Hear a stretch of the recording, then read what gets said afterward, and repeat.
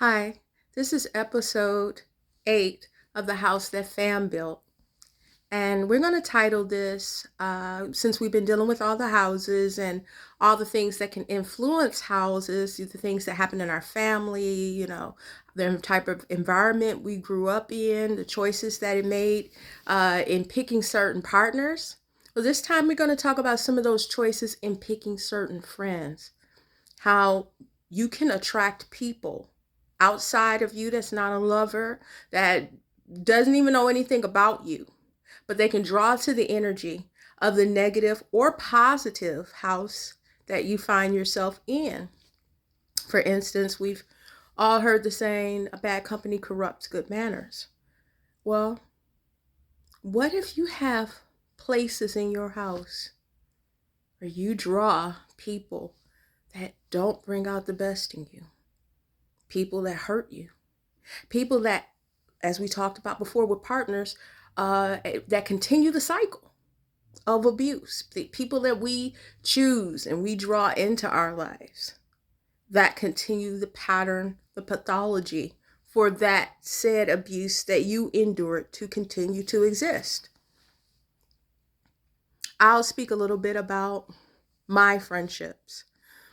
Because I grew up in a family where my early years, I had to be the protector of everybody.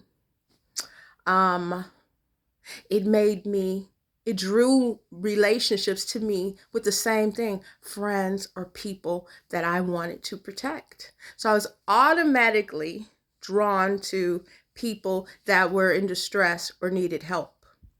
A large part of those people, as later, we go on in the story, you'll find out they didn't really want help.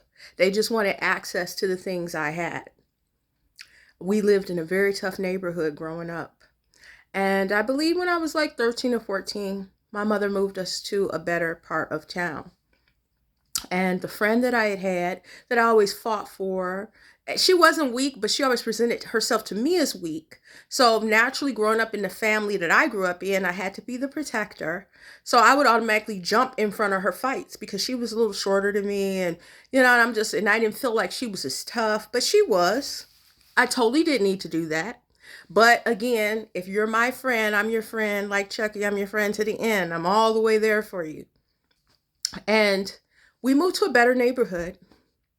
And instead of recognizing that she was jealous that we moved to that neighborhood, because to be honest, at that time when we met her, we were so poor that it just looked like we were just done and over with. But somewhere, out of the heavens opened a miracle, and my mother was able to get us out of that bad environment. So we came to a nice neighborhood. And instead of recognizing she was jealous and unhappy with her home life, the first thing she says was, "Oh, I wish I lived over there." So, of course, as a 13, 14-year-old girl, and my best friend was in a very, very precarious situation at home, and she had ended up in foster care. I begged my mother, please, please just let her stay, please, mom, and we'll clean up, we'll do all the things, blah, blah, blah, blah. And my mother said, okay, because for as many difficulties as or dysfunctions as we've had in our family will never hesitate to house someone or feed someone. And that's just the ABCs that come with us. We're that kind of people. So my mother was like, well, I don't want to see her in foster care. Um, she can come here. So my mother unofficially became the place where she would live at. And she moved to our house, and she had access to all the best schools that were around. Everything that I had, I subsequently gave her the access to. And what do you know? She became this person that I never met. See, it was always in her, I just didn't see it. When she got in that better school, She made friends with the highest people that she could. She did the things that I didn't even know how to do. She knew how to dress herself or code switch her vocabulary to sound like she came from that area. She didn't want anything to do with the place that she was from. And subsequently, she became the mean girls. That's the only way to put it. She became one of the mean girls. And only I, out of the only friends that she kept, knew her real, dare I say, her origin story. Eventually, after successfully getting everything that I had, my relationship with my sister, my relationship with my brother, my family, she then moved on and discarded all of them. See, we were just stepping stones. And what allowed a person like that the entrance into my life was because I trusted, I loved, and I did for my friends the same thing I did for my family. But I don't really know anyone in my close-knit family that would have ever done something like that to me, or would have ever thrown people away or discarded them so easily. Bad company corrupts good manners. Because what ended up happening after I had endured that kind of betrayal, I said, never again. I said, well, I'll just be no one's friend. And so I took myself from being a friend to just only allowing my boyfriend to be my friend. And what did that do? That put me in a totally different situation, because now you're leaning or even giving your attention to this one person. And that boyfriend was a narcissist. Well, let's be clear.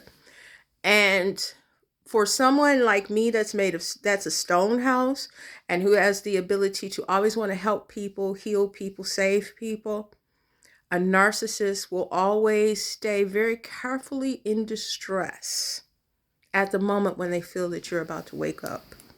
And then you say, oh no, they need me.